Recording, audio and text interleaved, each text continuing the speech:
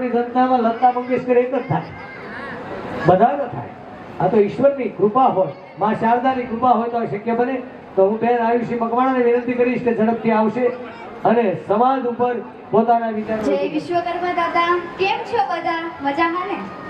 અરે આપણા પાસોદરાના આંગણે આટલા સુંદર મજાના સ્નેહ મિલન સમારોહનું આયોજન કર્યું છે, જેમાં વિદ્યાર્થી સન્માન સમારોહ અને ભૂખ વિતરણનું પણ સુંદર મજાનું આયોજન કર્યું છે. સૌથી પહેલા તો હું શ્રી વિશ્વકર્મા પ્રગતિ મંડળને ખૂબ ખૂબ આભાર વ્યક્ત કરું છું કે તેમણે મને આટલું સુંદર મજાનું મંચ પ્રદાન કરીએ છે.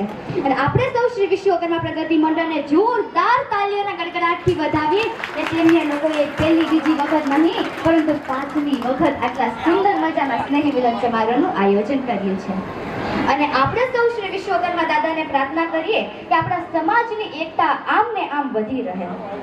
પધારેલા સર્વ મિત્રો, પરિવારજનો, સ્વજનો, આપ સૌને પ્રેમની પવિત્રતાથી, અંતરની આરાધ્રતાથી, લથપથ લાગણીઓથી અને સ્નેહની સરવાણીઓથી હું મકવાણા આયુષી બકુલભાઈ આપ સૌનું સ્વાગત કરું છું.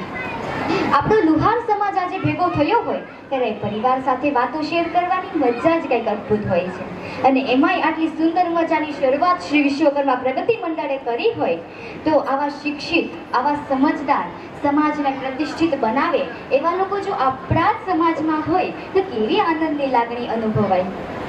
અને એમાં આટલી સુંદર મજાની શરૂઆત આપણે દીપ પ્રાગટ્યથી કરી તો આપણે સૌ શ્રી વિશ્વકર્મા દાદાને પ્રાર્થના કરીએ કે આપણી સહુની એકતા, આપણી સહુની લાગણી આમ ને આમ बनी रहे. मुस्कुराहटों का कोई मोल नहीं होता, कुछ रिश्तों का कोई तोल नहीं होता, ऐसे लोग मिल जाते हैं हर मोड़ पे जो परिवार की तरह अनमोल नहीं होता, जो परिवार की तरह अनमोल नहीं होता. આ સ્નેહ મિલન સમારોહનો ઉદ્દેશ્ય માત્ર ખાઈ પીને છૂટા પડવાનો નથી, પરંતુ આ સ્નેહ મિલન સમારોહનો ઉદ્દેશ્ય છે પારિવારિક ભાવનાને પ્રસ્તુત કરવાનો, સમાજના છેવાડાના માનવી સુધી પહોંચવાનો. આ સ્નેહ મિલન સમારોહનો ઉદ્દેશ્ય છે સમાજના તમામ લોકોને એક રૂપતાના તાતડે બાંધી રાખવાનો.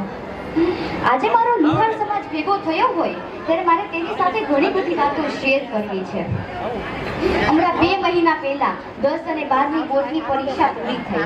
માતા પિતા તેમના દીકરા દીકરીઓને પરીક્ષામાં સારા ટકાવારી આવે ને એટલા માટે ઘરમાં કોઈ કામ પણ નથી કરાવતા. મોંઘા મોંઘા મોબાઈલો, મોંઘા મોંઘા પુસ્તકો લઈ આપે છે. શા માટે? કે તેના દીકરા કે દીકરીઓને ભણવામાં કોઈ પણ જાતની તકલીફ ન પડે. મોબાઈલમાં ઓનલાઈન ક્લાસીસ ભણીને તે તેના સવાલોનું નિવારણ પામી શકે, પુસ્તકો દ્વારા તે તેના ભવિષ્યને ઉજ્જવળ બનાવી શકે. પરંતુ આવું ઘણી વખત બન્યું છે. દીકરો માને એમ કહે છે કે માં, ઉપર હું મારા રૂમમાં વાંચવા જાઉં છું, મને ડિસ્ટર્બ નહીં કરતા. ઉપર રૂમનો દરવાજો બંધ થયો. હું જાણું છું પણ માં નથી જાણતી કે બાળકે બુકને અડી પણ નથી. મોબાઈલ પર ટાઈમ પાસ શરૂ થયો. મિત્રો, એ મા બાપ ખૂબ ભોળા છે.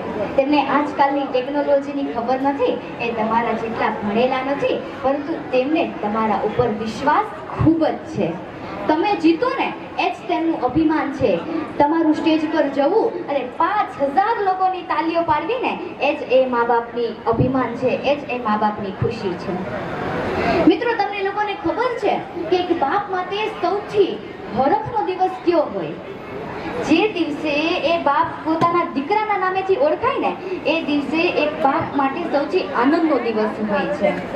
એ દિવસે એ બાપની છાતી ગજગજ ફૂલે છે સાહેબ. એ દિવસે એ બાપને એમ થાય કે મારા દીકરાએ કંઈક કરી બતાવ્યું છે. આ અવસર તમારા બધાની પાસે છે. જો બીજા કામોને સાઈડ પર મૂકીને આપણે જો થોડા કામ આપણે આ ફોકસ ઉપર કરીએ ને તો આપણે આપણા માતા પિતાને આ અવસર અપાવી શકીએ છીએ.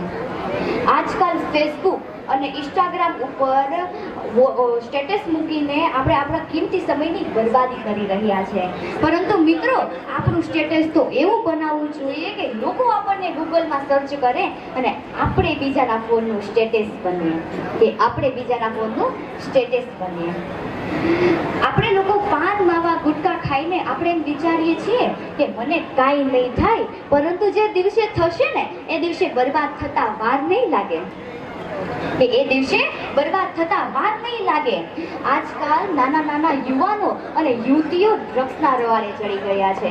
શું વિધે એ મા બાપ પર કે તેના દીકરા કે દીકરીઓ ડ્રગ્સના રવાડે ચડી ગયા છે? મિત્રો, આ ટેકનોલોજીનો જમાને છે. આપણે જેટલા પાન માવા ખાઈએ ને એટલું જ આપણા શહેર માટે આ હાનિકારક હોય છે. ભારતની અંદર જ્યારે સર્વે કરવામાં આવ્યું ને ત્યારે 7 મિલિયનથી વધારે લોકો ડ્રગ્સના રવાડે ચડી ગયા છે. મિત્રો, આ જિંદગી છે. આ જિંદગીમાં ક્યારે શું થાય ને એ કોઈને ખબર નથી. કયું પંખી ક્યારે ઉડી જાય ને એ કોઈને ખબર નથી. આ શ્વાસ આપણને ક્યારે દગો દઈ જાય ને એ કોઈને ખબર નથી. છેલ્લે હું એટલું કહીશ કે પાણી ઓછું હોય તો પાક બગડે, પાણી ઓછું હોય તો પાક બગડે, અને સંસ્કાર ઓછા હોય ને તો આ પેઢી બગડે. બસ એટલું જ કહીને હું મારી વાતને વિરામ આપું છું. જય હિન્દ, જય ભારત, જય વિશ્વકર્મા દાદા. હું આયુષી, એમના મમ્મી અને પપ્પા